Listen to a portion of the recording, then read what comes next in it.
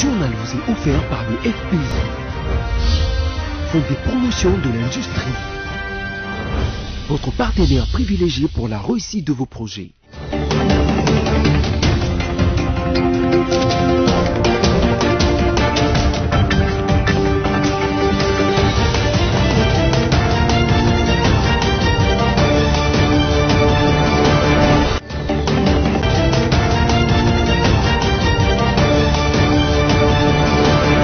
Bienvenue à tous à la rétrospective de ce jour. L'Assemblée nationale a procédé au cours de cette semaine finissante à la prorogation pour la énième fois de l'état de siège dans les provinces du Nord Kivu et de l'Ituri. Et puis l'ASBEL Jeunes Engagés pour le Développement, GPED en sigle, a organisé pour les jeunes de son organisation une visite au Musée national du Congo, question de se familiariser et de s'approprier la culture congolaise. En vue de se rassurer de l'enrôlement des électeurs dans sa province, précisément dans les territoires de Kwamut, la gouverneure du Maïndombe, Rita Bola, a été reçue en tête-à-tête par Denis Kadima, président de la Commission électorale nationale indépendante.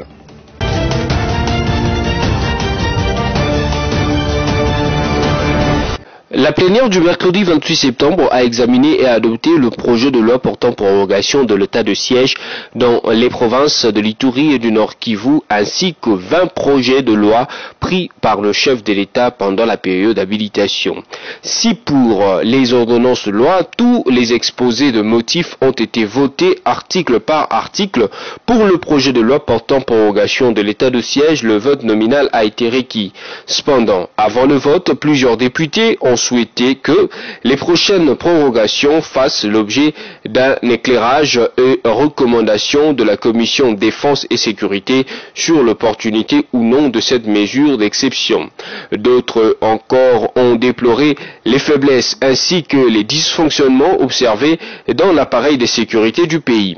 D'autres encore ont appelé le chef de l'État à écouter l'opinion qui ne trouve pas son compte dans cette mesure d'exception, laquelle n'a pas permis d'atteindre les objectifs.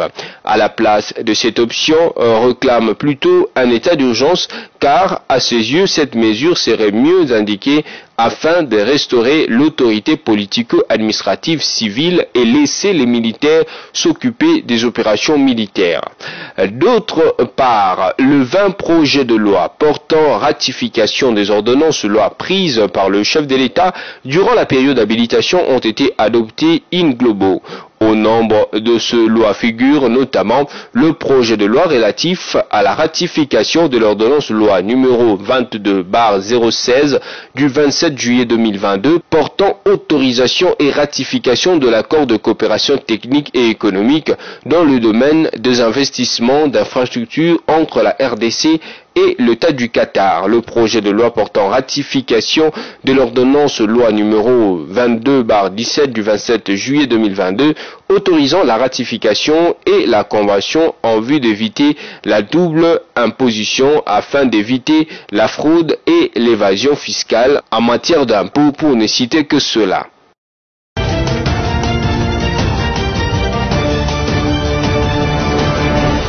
À presque 11 mois de la tenue des 9e Jeux de la francophonie, plusieurs questions se posent dans le chef de la population congolaise sur la tenue de ce grand rendez-vous. En sa qualité de président du comité de pilotage de ces 9e Jeux de la francophonie, le Premier ministre Jean-Michel Sama-Lukonde, en son cabinet de travail, avait réuni le jeudi 29 septembre 2022 les membres du comité pour donner les nouvelles instructions claires pour l'accélération des Jeux. Didier Mazenga, ministre de l'intégration régionale et francophonie, en a fait le compte rendu à la presse. La République démocratique du Congo va accueillir en 2023 le 9e Jeu de la francophonie, qui sera organisé au mois de juillet et août 2023.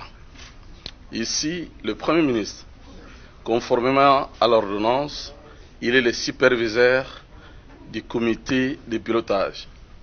Il était question de faire les rapports sur l'état d'avancement des travaux. Et c'est pourquoi nous avions changé et on a reçu des instructions de sa part.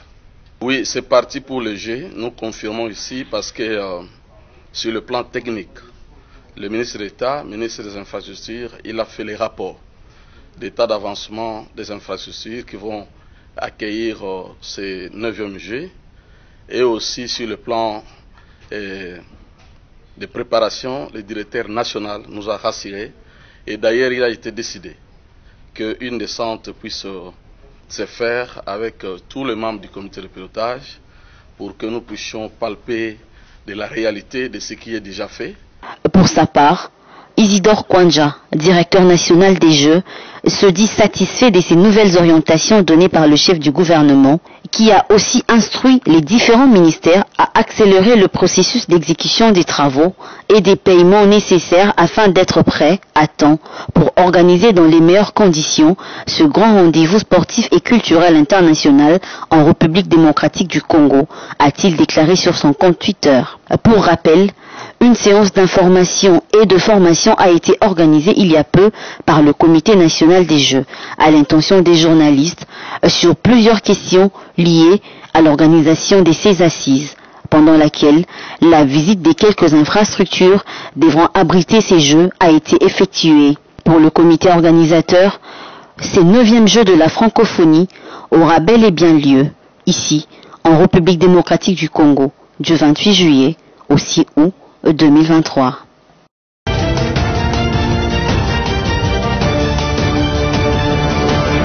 La pose de la première pierre pour le travaux de la première phase du programme de développement local de 145 territoires de la province du Nord Kivu a été effective à Saké dans les territoires de Massissi. Le gouverneur militaire Constant Ndima a lancé les go aux travaux d'érection de l'école primaire Kachofu 2.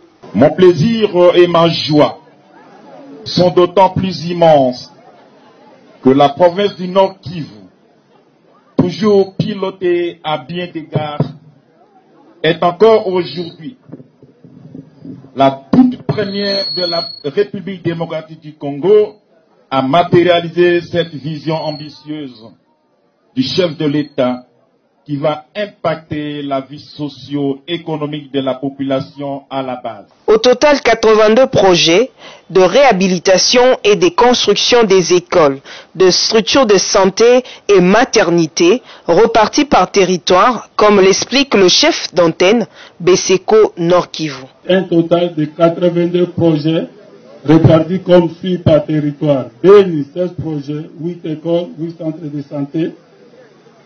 Lubero, 15 projets, 9 écoles et 6 centres de santé.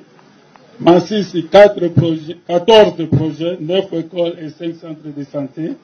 Niragongo, 11 projets, 7 écoles et 4 centres de santé. Rutshuru, 13 projets, 7 écoles et 6 centres de santé. Walikale, 13 projets, 8 écoles et 5 centres de santé. Les écoliers, à ces lancements de travaux par le gouverneur, ont remercié le chef de l'État pour cette initiative.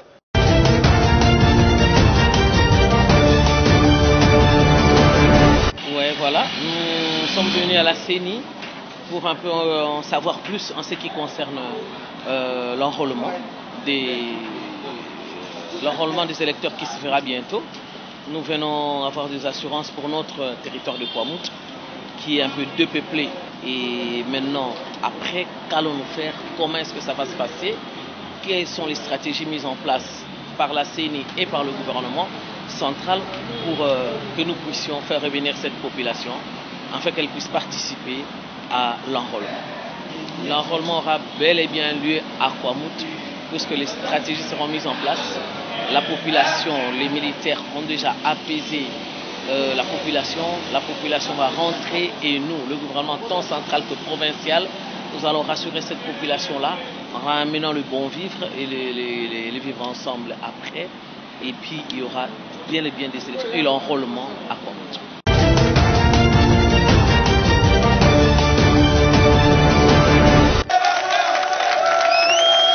Le siège national du PPRD, situé à Gombe, a été envahi par une foule immense de Wewa le lundi 26 septembre, venu confirmer leur adhésion au parti cher du sénateur Joseph Kabila. L'un d'eux s'est exprimé en ces termes. Nous souffrons. À l'époque de Joseph Kabila, on vivait mieux, car aujourd'hui le taux de dollar s'élève à 21 000 francs congolais pour 10 dollars. Il faut me filmer, car je veux que Kabila puisse me voir, parce que sans lui, on ne pourra rien.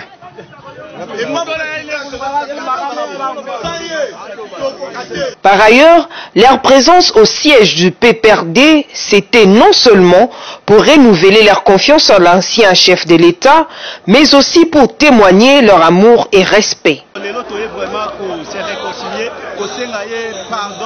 Nous sommes venus pour s'excuser auprès de l'ex-président Joseph Kabila pour notre mauvais comportement affiché envers lui. Pour eux, Joseph Kabila est un patriote et père de la démocratie et de la reconstruction.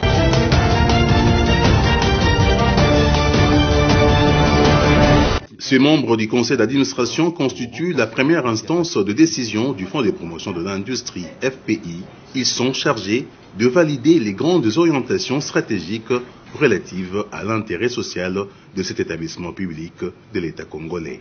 L'on retient de ce premier conseil d'administration extraordinaire que loin d'être une simple rencontre de prise de contact entre nouveaux mandataires, le besoin manifesté par tous de s'assurer de la mission de contrôle et de la surveillance de la gestion a été établi. De ce fait, le Conseil a reçu du directeur général le rapport sur les états des lieux global de cet établissement public.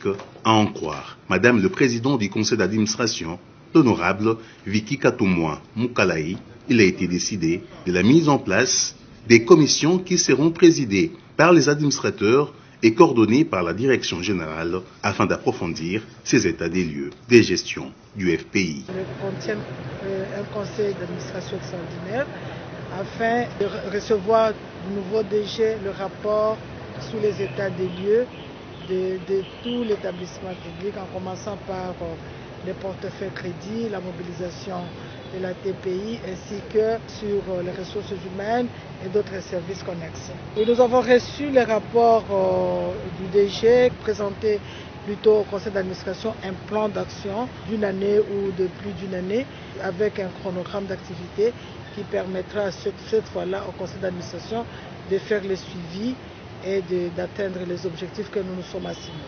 Le nouveau PCA du FPI qui a aussi rassuré qu'en dehors de la prise de contact de ce jour, la prochaine réunion du conseil d'administration traitera de dossiers techniques et administratifs ainsi qu'un canevas pour un programme innovateur à venir pour la bonne marche du FPI. Madame le PCA, l'honorable Vicky Katumwa, a conclu ses propos par deux remerciements au chef de l'État Félix Antoine Tshisekedi pour le choix porté sur les nouveaux mandataires du FPI. Elle a également appelé tous les membres du Conseil à la collaboration et au dialogue afin que le FPI soit en mesure d'atteindre les objectifs fixés par la hiérarchie.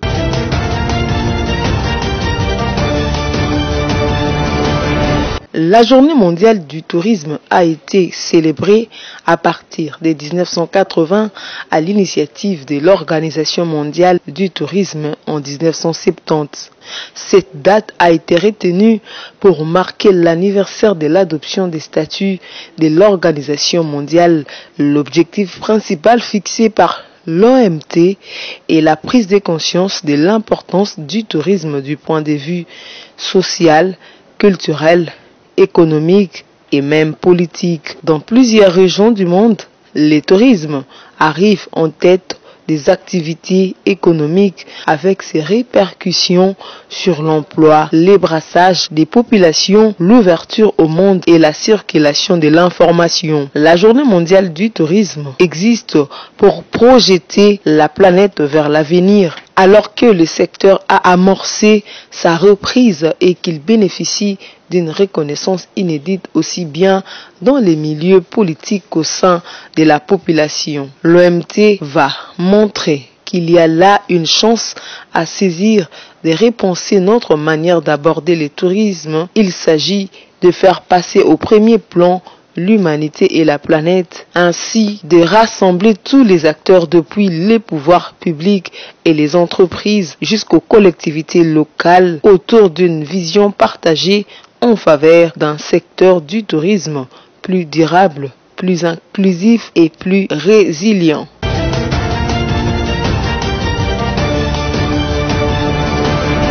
L'autre voisin.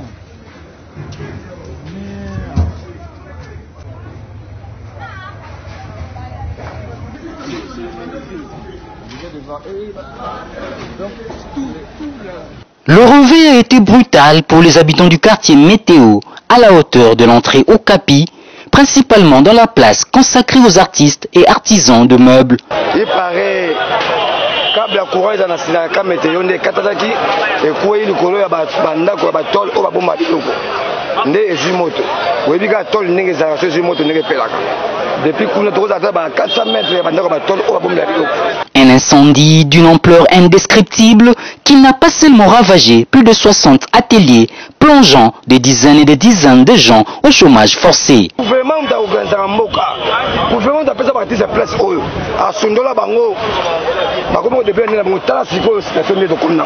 Un feu qui ne s'est pas arrêté à son point de départ, mais qui a ravagé tout un bloc des habitants voisins de ces ateliers. Des matières, quand il y a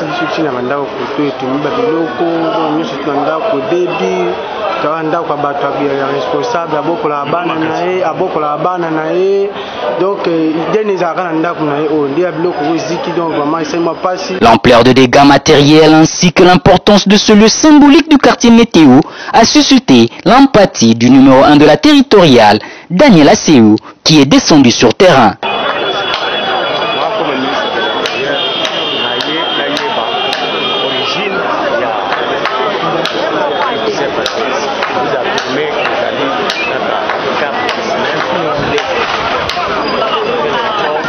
Dresser la liste, non seulement il y a partout, mais même il y a tout ce qui pouvait être là. L'année 2022 a été marquée par plusieurs incendies ravageurs, notamment à Kinshasa, des incendies qui pouvaient être maîtrisés si la caserne de pompiers fonctionnait comme il se devait.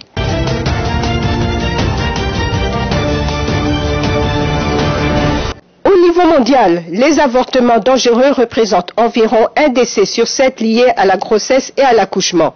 Ce problème est aigu en Afrique. Chaque année, au moins 6 millions de femmes en Afrique interrompent leur grossesse dans des conditions dangereuses, une situation déplorée par la présidente du FFBGD, Rita Chitoko Pembe. Il y a beaucoup de femmes, de jeunes filles qui meurent en silence parce qu'il y a des petits cachots, des petites maisonnettes dans la cité d'avortement illicite où elles sont exposées à la mort. Parfois, elles sont contaminées, elles sont infectées. Certaines même sont détruites physiquement ou toute leur vie. Ils sont rendus stériles parce que la stérilité secondaire, parce que seulement l'avortement a été mal fait. S'étendant sur le protocole de Maputo, Rita Chitoko pense que la RDC doit installer un cadre légal sur l'avortement. Dans cet accord de Maputo, on prévoit quelques exceptions. Nous voyons les cas accidentels, les cas de viol, par exemple. Il y a le cas d'inceste, il y a les cas des dangers de mort de la maman. Donc, ces derniers cas, par exemple, il y a des femmes qui ont des conceptions de fœtus qui vont s'installer au niveau des trompes. En toute logique, au niveau de la trompe, l'enfant ne se développe pas. Et contrairement aussi à la santé de la maman, elle est exposée à la mort. Ce qui fait que du coup, le médecin sont obligés d'extraire, de le faire l'avortement. Si les femmes ont accès à l'avortement légal, la sécurité de la procédure s'améliore et le nombre de décès maternels baisse.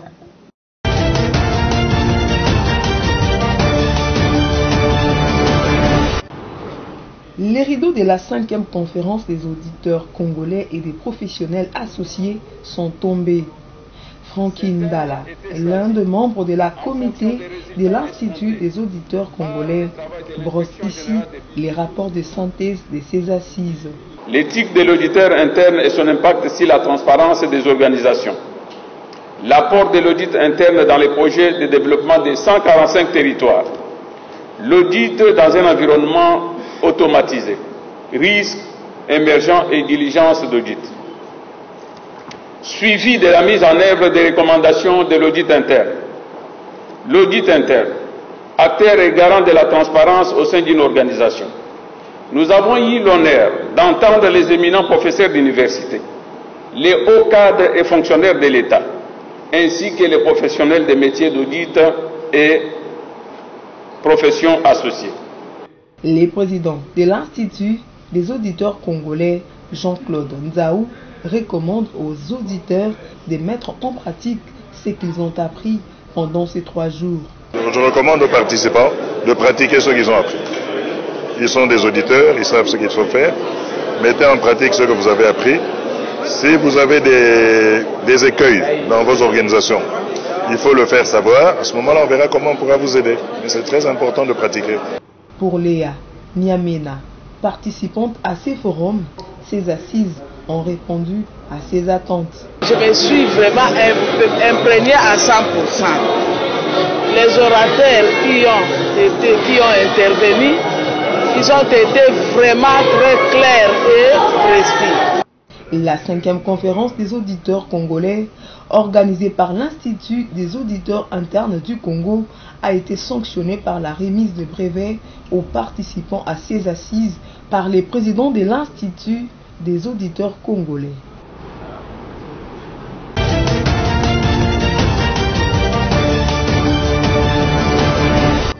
Samedi 24 septembre 2022, le Musée national de la République démocratique du Congo à Kinshasa a reçu la visite de jeunes de l'ASBEL, Jeunes engagés pour le développement, GPED en sigle. Conduite par Chris Mbidika, coordonnateur de la structure, la délégation de ce jeune est allée s'approprier de la culture congolaise, gage de la vulgarisation et de la pérennisation de l'âme congolaise. Dans chaque coin du musée où sont exposées différentes œuvres d'art et divers documents historiques, les visiteurs ont bénéficié des explications détaillées sur le contexte et le message derrière chaque objet devant leurs yeux. Durant 1 heure de visite guidée, ces jeunes ont acquis une riche connaissance sur l'histoire du pays à travers les œuvres d'art, et ce, à en croire Chris Mbidika, coordonnateur du GPED. Il était question de réunir les jeunes en général, particulièrement les jeunes engagés pour le développement, que j'appelle avec amour le GPED, sur la question de la culture et de l'appropriation de la culture congolaise. Alors l'activité d'aujourd'hui s'inscrit dans le cadre de notre plan d'action 2022, dans son volet sensibilisation de jeunes, et qui vise plus spécifiquement de rendre les jeunes autonomes par leur façon de penser. L'idée étant de s'associer avec d'autres associations ou clubs de réflexion, think tank, notamment les ateliers de la République, pour que ces messages puissent atteindre tous les jeunes de la République démocratique du Congo.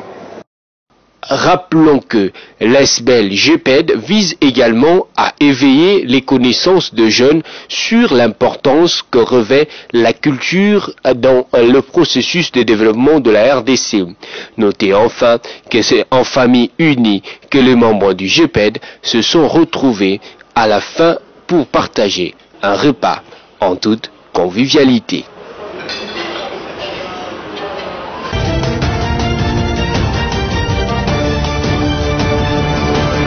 Coluna est un mot portugais qui signifie colonne. Ce terme a été utilisé en Angola pendant la période de la guerre civile au cours de laquelle les forces gouvernementales se battaient contre les forces rebelles de l'UNITA entre 1976 et 2002. Pendant cette période, le gouvernement central de Luanda, pour ravitailler les provinces en vivres, en nourriture, en médicaments et autres nécessités, formait des colonnes de gros véhicules de gros tonnage composés de 10, 20 ou 30 camions. Ceux-ci étaient escortés par 3 jeeps ou camions transporteurs de troupes qui se plaçaient à l'avant-plan, au milieu et derrière le convoi aux fins de sécuriser les marchandises ou même les voyageurs qui faisaient partie de la colonne en cas d'une attaque de l'UNITA en brousse. Le rôle de Kuluna était donc de sécuriser les biens et personnes pendant ces expéditions organisées par Luanda en faveur des populations des provinces. Il n'y avait donc rien d'illégal et de contre-productif.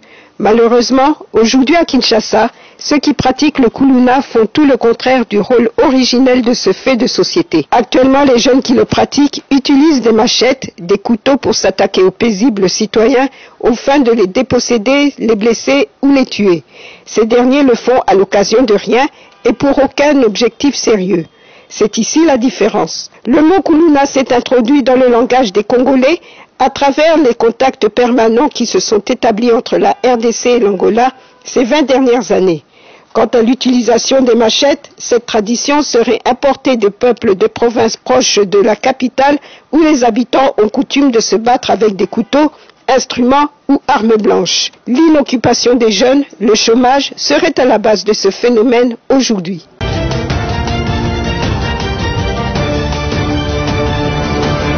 Un mois et plus de 25 jours d'attente pour les athlètes et amoureux de la Ligue nationale de football depuis le lancement de la saison sportive le 1er août dernier. C'est ce 8 octobre que la Ligue 1 reprendra ses droits, mais plusieurs questions restent pendantes, notamment le souci des déplacements d'une province à l'autre par un transporteur conséquent, la diffusion intégrale du championnat, ainsi qu'un travail de promotion de l'élite du football congolais en vue de la création et de l'établissement d'une économie du sport, source de développement. Des questionnements qui trouveront certainement des réponses positives ou négatives tout au long de cette saison 2022-2023. Une saison lancée, mais l'éternelle question sur le respect effectif du dit calendrier à publier reste la plus grande épine au pied de la Ligue nationale de football. Une ligue qui voit la cote de son championnat au niveau africain régresser, entre autres à cause d'une organisation qui tâtonne. Début de la Ligue 1 dans moins de 14 jours et la Ligue 2 est prévue pour le 22 octobre prochain.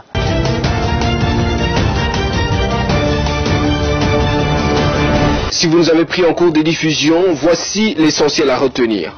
L'Assemblée nationale a procédé au cours de cette semaine finissante à la prorogation pour la énième fois de l'état de siège dans les provinces du Nord Kivu et de l'Ituri. Et puis l'ESBEL Jeunes Engagés pour le Développement, GPED en sigle, a organisé pour les jeunes de son organisation une visite au Musée national du Congo, question de se familiariser et de s'approprier la culture congolaise. En vue de se rassurer de l'enrôlement des électeurs dans sa province, précisément dans les territoires de Kwamut, la gouverneure du Maïndombe, Rita Bola, a été reçue en tête-à-tête par Denis Kadima, président de la Commission électorale nationale indépendante. Voilà tout pour cette édition rétrospective. Merci à vous de l'avoir suivi et restez fidèles au programme de BSC TV.